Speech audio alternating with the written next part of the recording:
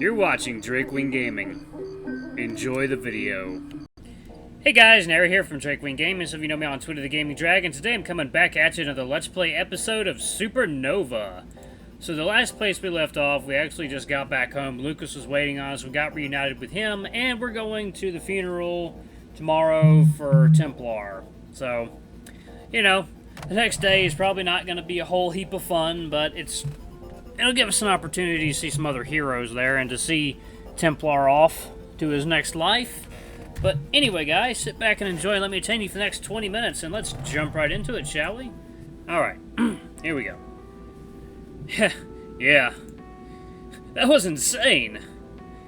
Oh, you don't know the half of it. Not that I'll be explaining what actually happened, even if Unbound hadn't instructed me to keep quiet. I don't know how dumb that would be. What the hell was up with that hospital, anyway? Not letting us visit and shit. I shrug and try to divert the topic. Us? Well, yeah, your parents, too. I spoke a bunch with your mom. How did you even get her number?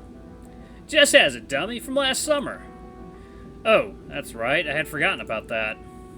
I texted her you're back, by the way. She should be over soon. I perk up at that.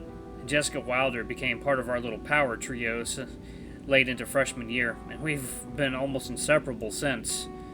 You're looking good, all things considered. Thank you. I consider myself quite a handsome raccoon. Maybe handsome for a raccoon. Hey! Lucas isn't quite as swift to catch the thrown pillow, and it smacks him in the muzzle. Before he can retaliate, there's a knock on the door, so I give him a smirk while he gets up to open it. Nick! Jess unceremoniously pushes Lucas out of the way and charges right at me. That chair almost tips over, threatening to send both of us to the floor. She throws herself onto my lap and gives me another rib-crushing hug. Fuck, are you trying to kill me? Oh, shut up. I'm just happy to see you. She squeezes once before jumping nimbly off me. Does she not have a character? Sprite? Probably not. Oh, I can't wait to see her model when she's done. The Lynx pauses to look me over with a critical eye. Her face then splits into a grin again. Hey, you pushed me. Well, you were in my way. I was opening the door for you. Lucas continues to pout, rubbing his elbow in, and I burst out laughing. It's so good to see them again. How are you, Nick? I'm fine. Nothing broken, as you can see. She eyes me up and down, then nods, satisfied. Looks like it. Good. You kept us pretty worried for a bit there. Just plants herself on the couch. So then, what have you two dummies learned from this experience?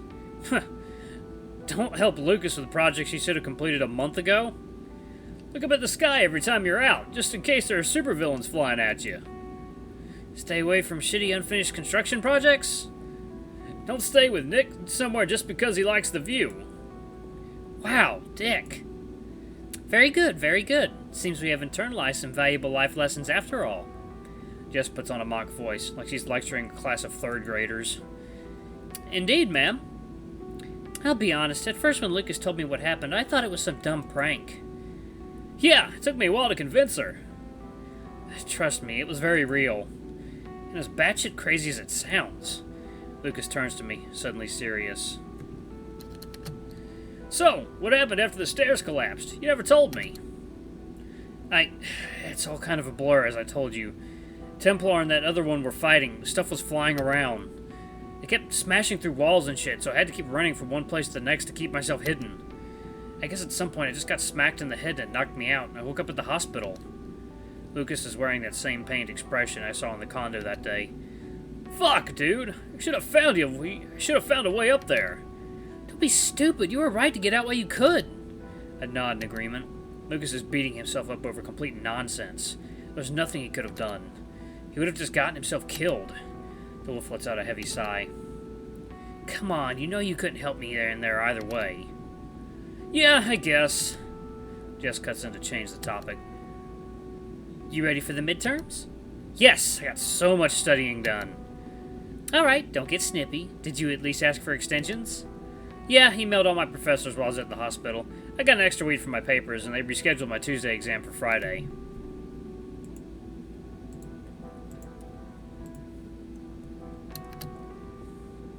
Wow, unfair! That one extension they gave me was for my independent project, since, you know, my footage is lost. Well, and you know, Nisus asked me not to spread the word about what happened at the construction. Oh, I had forgotten about that. I glance over at Jess. Noticing this, Lucas starts to shake his head. Well, I had to tell Jess, dude. It's not like she'd tell anyone. Duh. I'm a little uneasy about this. Nisus is nice, but I doubt he'd like Lucas blabbing, even to another close friend of mine. Speaking of... All too familiar, mischievous smirk is tugging at Lucas's muzzle. You're telling me you were unconscious when Superfang carried you off in his strong, muscular arms? Jess snickers. Shit, Nick, that must be heartbreaking. My bemused expression seems to entertain them all the more. Ha ha! Look at the pro-comedians over here. Oh, come on! You know you would have loved that have you been awake. I flip the bird at them both, even though a part of me knows they're not entirely wrong. Vince is rather handsome. That doesn't mean, however, that I want him to bridal carry me anywhere. Even if he does have those strong, muscular arms Lucas mentioned. Fuck, where the hell am I going with this? Focus, damn it. Yeah, and what about you? Enjoyed getting a close look at Nisus? You know what? Not half bad. Shorter than I expected, but what little I could see under that cowl was cute. What did you even see? The tip of his nose? I think I spotted his whiskers peeking out, too.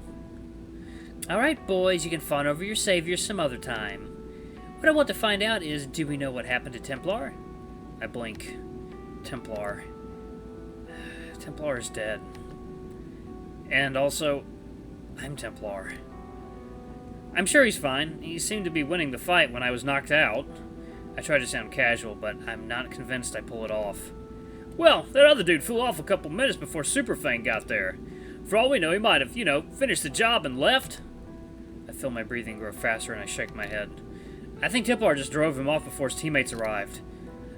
Hope so. Besides, the supervillain wouldn't have left you alive, right? Right. I hate lying to them like this. Shit, this is harder than I thought it'd be. Fortunately, the conversation shifts to something else again, and I just let Lucas and Jess chatter while I think. After half an hour or so, Jess excuses herself, telling us she needs to study and reminding me to do the same. I smile and wave at the lynx as she leaves. You still owe me dinner, by the way. The wolf lets out a rumbling laugh. After all that time I spent reassuring your parents? You know what? Fair. We'll call it even. The rest of the day is uneventful. I catch up on some work now that I have access to my laptop.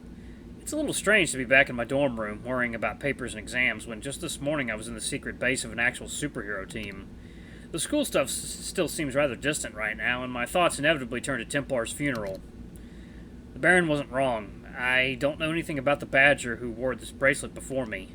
Nothing about his life, who he was, what he was like. Yet he entrusted me with his powers, his armor. This is just an opportunity for me to honor him in my own small way. I should have asked Vince about him while we were driving, instead of reminiscing about high school stuff. I suppose I can ask him tomorrow when he picks me up. Eventually, I wander over to the showers. When I return, Lucas gives me a curious glance. What's that? He's pointing at the bracelet. Shit, I keep forgetting it's there. I wish it had even a tiny bit of weight to it. It's a gift from a friend. The wolf frowns. Oh, when did you get it? At the hospital.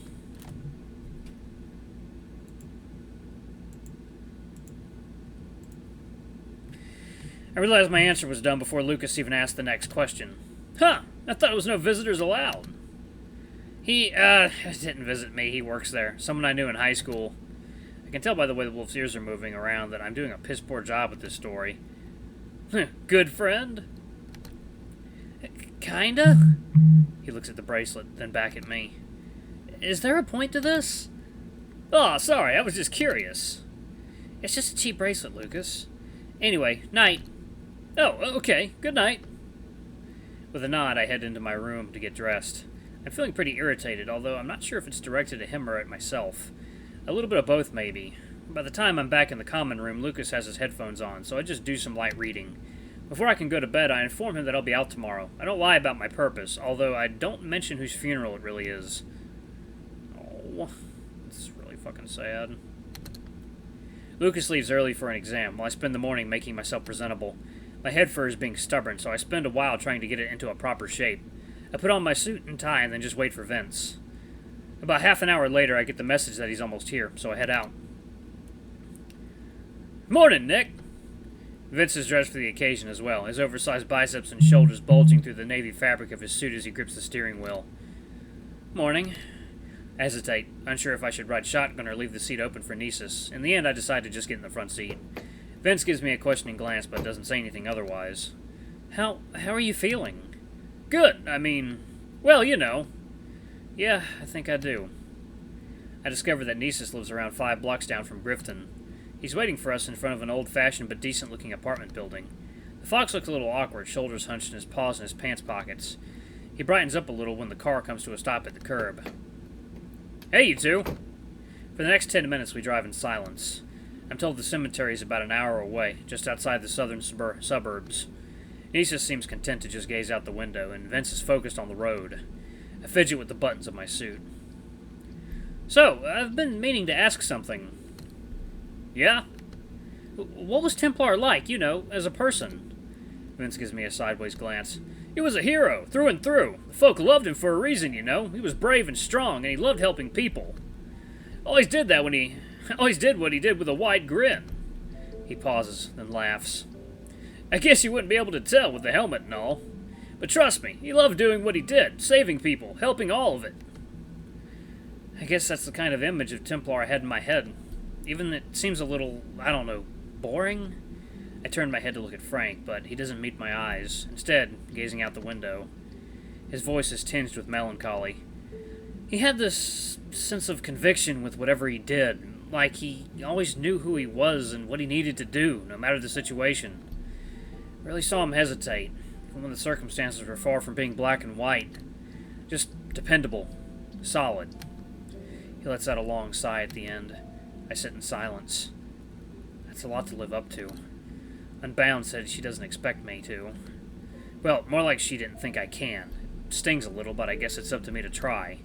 I'm far from the steadfast, brave, heroic figure that Superfang and Nisus are describing. That Templar is dead. I'm just a shoddy substitute. But I do intend to try. I feel Nisus's paw on my shoulder. You'll be fine, Nick. Thanks, Frank. Saying his name feels more awkward than when I do it with Superfang. I don't think he minds, though. Yeah, at the risk of sounding cliche, you just don't know how awesome you are yet. He gives me his signature thumbs up, eliciting a chuckle from me.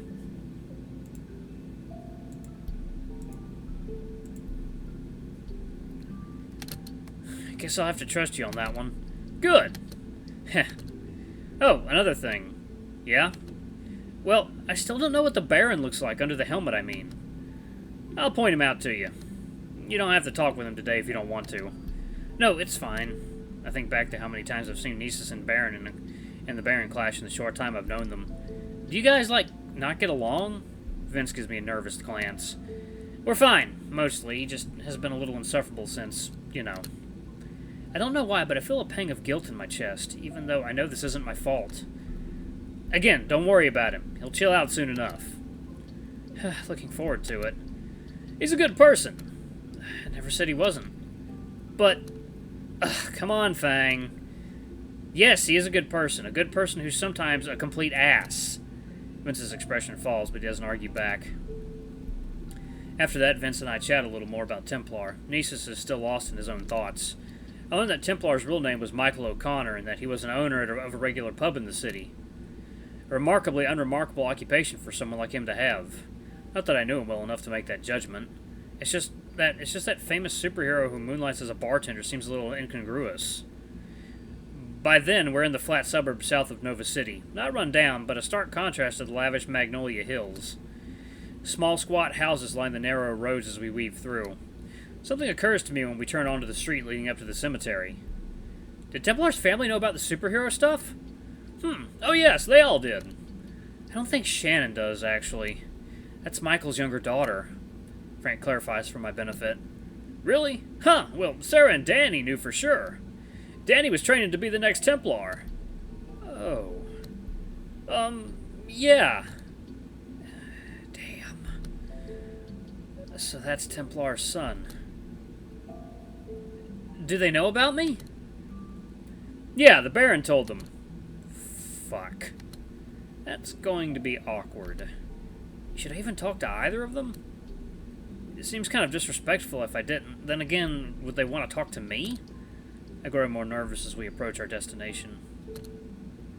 Several cars are parked outside the walled entrance to the cemetery. Vince stops his, and we shuffle out onto the sidewalk. I don't spot any people. I guess everyone's already in there. The air is crisp for this time of year, even as the sun shines overhead.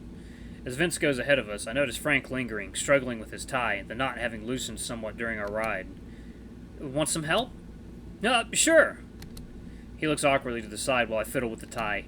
Dad is a stickler for proper dress, so I could do this with my eyes closed. There, all good. Sorry about that. Thanks, Nick. I give him a quizzical look. No worries. Frank looks at his watch. We're a bit late. Let's go. Vince is waiting for us just inside the metal gates. The cemetery is well maintained, polished stone and marble all around. As good as a resting place as any. Spotting the small group that has gathered for Templar's funeral is easy with nothing but low gravestones blocking line of sight. I take note of the family of badgers at once. The middle-aged female must be Sarah, which makes the tall and broad male Danny, and the young girl Shannon. On the approach, Frank nudges me and points to a tall albino rat standing next to the widow, rubbing her back with slow circular motions. So that's the Baron in black. Unbound stands towards the back. It's the first time I've seen her without her mask, and since I know what to look for, recognizing her is easy enough. The three of us move to join her. The bear acknowledges our arrival with a nod.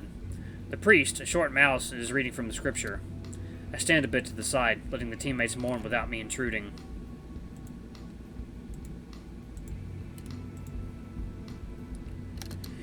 I feel out of place enough as it is. Besides the four sentinels, I don't know a single person here. I hate the thought that I was the last person who saw Templar, Mr. O'Connor, alive. Not his family, not his friends, not even his superhero teammates, but a random raccoon who just happened to be chilling in an abandoned condo in the hills. I couldn't even help him in the fight that killed him. Even then, he gave me his most valued possession. Staring at the casket that has yet to be lowered into the ground, I can't help but wonder if Templar, wherever he is now, regrets his last act. I guess it's up to me to make sure he won't. The priest finishes, and Danny steps forward to deliver the eulogy. The badger is stone-faced. I imagine he's trying his hardest to put on a stoic appearance. According to Vince, he turned 18 some months ago, and he's still a senior in high school. I can't imagine how hard this must be for him. Still, his voice doesn't crack once as he speaks of his father. I'm startled to hear Vince sniffle next to me. He looks mortified as he tries to discreetly wipe his eyes with his sleeve. Tries, because his size makes it rather hard to be discreet. Not that anyone is looking at him, besides me. Maybe he'd appreciate a small gesture of comfort. Vince or Frank? Comfort him. Why not? Knitting my brows, I take a quick step to the side and nudge his elbow. He flinches as if jolted and turns face towards me. He frowns, then nods and pulls his arm back. I guess he'd rather be left alone. Oh, okay, never mind. So we're gonna go back and let him be. Okay. He doesn't need me right now. Bringing attention to his emotional state could just upset him more. I turn my attention back to the funeral. I try to focus on the young badger's words, but I can't stop staring at the hole in the ground. My mind is blank, a faint buzzing in my ears. I only look away when I realize Danny has finished delivering his eulogy. His younger sister is crying into her sleeve, with the Baron standing over her, paws on her shoulders. I take a quick look at Nessus and Unbound. The fox is just staring at the ground, paws in his pockets again, jaw tight. Unbound looks more composed, although there is obvious sorrow in her expression. Vince seems to have recovered and is now observing the proceedings calmly, but his tense and uncomfortable posture gives his true mood away. They begin lowering the casket. I hang back as the rest of the small crowd gets closer. Rest in peace, Templar. I don't know why you picked me for this job, but I'm gonna do my damn best. I made up my mind about that already. They start covering the grave in dirt, and several of the attendees start wandering away, while others exchange brief words with Templar's family. The Sentinels are all there now too, with the Badgers. Vince gives all three a hug, his form trembling as he does so. I'm glad Templar's family has people like them around. The Baron hasn't left their side for even a moment. Again, I feel out of place. I think about just following some of the others to the gate, or I'll just wait for Vince and Frank. My plans are interrupted when I see the Baron is beckoning me with his paw while the O'Connors stare at me. Ah, shit. I freeze, unsure what to do.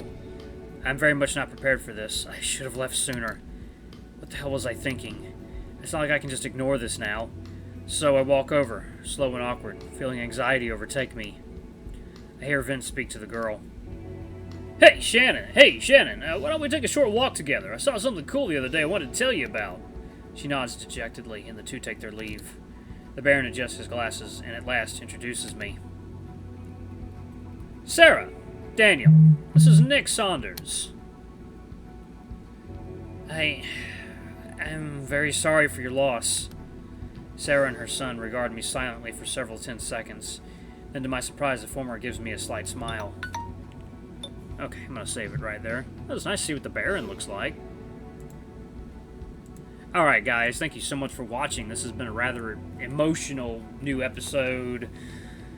Supernova, thank you guys so much for watching. Don't forget to like, comment, subscribe, ring that notification bell, leave a super thanks if you can. It always helps. And until the next video, I love you all. I'll see you next time. Bye-bye!